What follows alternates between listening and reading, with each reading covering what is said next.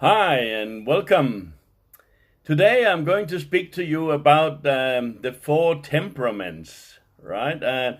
I'm not sure if you actually know about these four temperaments, but that's something that you will learn in the as a part of learning English with me. And of course, I am English teacher Nick Struan, and you know I've never when you're talking about learning English, I myself came from Denmark in Europe and migrated to Australia in 1976. So I've been here for a while, but I had to learn English just like you may had to do, right? I came here not being able to speak or to make myself understood, and I had to learn step by step, and some of the words were very foreign to me. But as you might know, Australians have a localized accent, and I never embraced that. That means I never wanted to sound like that because I really like the English language, and I think you can express yourself very well using that language, but without all the colloquial slang that goes with it. Okay, so yeah, I have then tried to make my pronunciations right, and I'm not perfect, but it doesn't really matter. What I'm able to do is I'm able to communicate on many different levels, right down from perhaps children right up to sitting with the board members in a company, and make myself understood and make myself, at least have some respect and some natural ability to sort of portray my information, and that had come to me for many years for very good reasons to make a lot of money coming from that. Okay, so this is what I'm saying, that you also need to understand that everybody is not the same, right? So just like in your country, perhaps, you know, foreigners have different traits, different things, and things that they do and how they feel and how they react, and maybe you have sort of also come across people that sort of are different in actual, their behavior, let's say, right? We call it temperaments, right? So we're going to explore that a little bit today in terms of what these are. I won't go into depth because that would take some time for us to sort of explore each area. But I will make separate videos about each individual temperaments as such, right? But there are basically four temperaments, and not one of them is, the ultimate, right? But you should perhaps try to become a part of all four. That makes you sort of very, very sort of in the middle of everything, and a very pleasant person, right? I might add that too. But also, if you're in selling in any capacity, and who isn't, right? Then you really, really need to understand and learn these different temperaments, because that would make it very, very, possible for you to deal with all different kinds of temperaments of people in various, situations.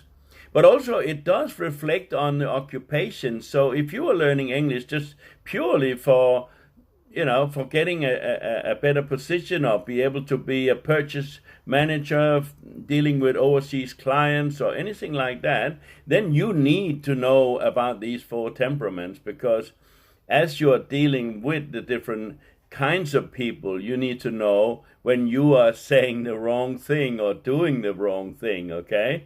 So that's what we're going to explore a little bit today, about these different temperaments, right? So what do they mean? What does it mean, a temperament? It just means the way that people act, and people act in a certain way, right? all depending on sort of what temperament is predominantly theirs. And there's basically, as I said, four, and let me just sort of go through them a little bit step by step as such. As I said, I will go into that more later, but at this point in time, there's one we call the sanguine, right? Now, the sanguine is a little bit, I am part sanguine. A lot of me is sanguine, and my key word here is fun, okay? So, I like to have fun. I like to express. Look at my hands. I like to express myself. I like to, to tell stories and be with people. I'm an extrovert. That means I like to be outgoing. I like to be around people. I love being around people. I love being a center of attention and all this sort of stuff, right? Because that's, I just fun is my way of dealing with things, right? Now, the other person opposite to me, perhaps, is a choleric. Okay, a choleric is a person who is, the key word there is control, and also it's Mr. or Mrs. Right. Maybe you can recognize yourself here somewhere, right? And that's all the fun of it, that, a choleric is always right. This is a person that when the aircraft is falling through the sky, about to crash into the earth, right? That stands up and go, look, let me just take control over this situation here. You two make a cup of coffee and you guys hand out all the parachutes and, and when you're ready, just come and talk to me, right? They always in control. They always want to control other people. And if you have a parent that's a choleric, you will know about it because there's only one way, and that's their way. Okay, so but there is ways to deal with this. Okay, now then we have one called a phlegmatic. Phlegmatic are lovely people, right?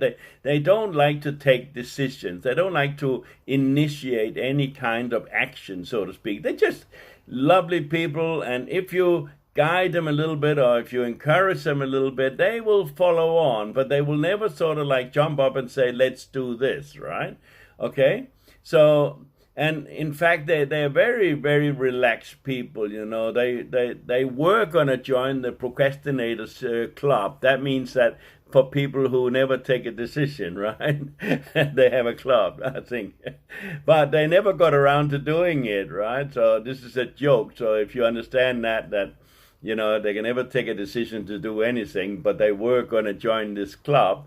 But of course, they never got around to it because they can't make a decision to go and do it, right? So, but they're lovely people, and they're nice and wonderful friends, and you should have a little bit of that because they're relaxed people. They have a motto: if there's not much going on, you might as well sit down, right? And if you are sitting down, you might as well just have a little nap, right? Okay, so that's the way. Good on you. And the last one there is a person that is into details, right? They're very, very detailed, and they're very, very orderly. And their keywords here is organization, right? They're called a melancholy, right? They're not as in melancholy as in like the feeling, but as just for a name, right? And everything is organized with them, right? But you can recognize them anywhere because they write lists and they're very detailed, and they, when they do their toothpaste, for instance, in the morning, it's like, from the end it's sort of squeezed all the way through, so nothing is left behind. They use all the stuff, and when they open a cereal box in the morning or something, it's opened really nicely compared to like a sanguine like me. We just rip it open and pour it out, right? There's traits there that we can sort of think, oh yeah, this is that type of person, okay? And of course, these four people, let's say four people or four temperaments, as I mentioned earlier, we should be able to sort of put them all together and be a little bit of everything, right? Because the extremes are not good, okay? So that's what I want to talk to you about, or try to explain to you today. Now, before I go, I'll just want to tell you, and they also reflect a certain, job skills, right? Like, like doctors and lawyers and accountants and mechanics, they're very detailed. They have to be, right? If you are lying on the operating table and I come in, I would run. I would just simply get off that table and run because I'm likely to forget some bits inside you or something, right? Because I'm not detailed. So, oh, that's the liver, that's the spleen. All right, okay, yeah, let's just take that one, right? Okay, so, and if I'm your accountant, well, you got to better look out too, because I might get a few numbers wrong, right? Because I'm not detailed. But look, if you are going to build a world-class project of some sort of thing, and you want some action people, then a sanguine and a choleric is what you need to get a hold of, preferably in the same person as I am. I'm a sanguine and a choleric, right? So I'm bossy, but yet I'm fun at the same time in one person. But I can get things done you wouldn't dream of, right? But I don't like routine, so I would leave people to handle all the routines. So that's a perfect mix to me. If I'm the boss, say, and I have people who are very detailed and very intelligent and smart and all this stuff, right? Then they can follow up with me, and together we have an even match. Okay, does that make sense? Yeah. But if you want to know more about that, then hang on and, subscribe or find a link. And if you're looking to learn English, remember, why not learn, some important things, right? To just learn about Mr. and Mrs. Smith and hello and good day and how are you? I'm fine, thank you. It's okay, but why not learn something that will benefit you in your occupation, or will be good for you to know in any case when you are dealing with people. If you are dating and you are looking for the right partner, you need to know this stuff because, yeah, it can come in very handy, okay? So thank you for listening, and I look forward to seeing you again. Take care. Bye for now.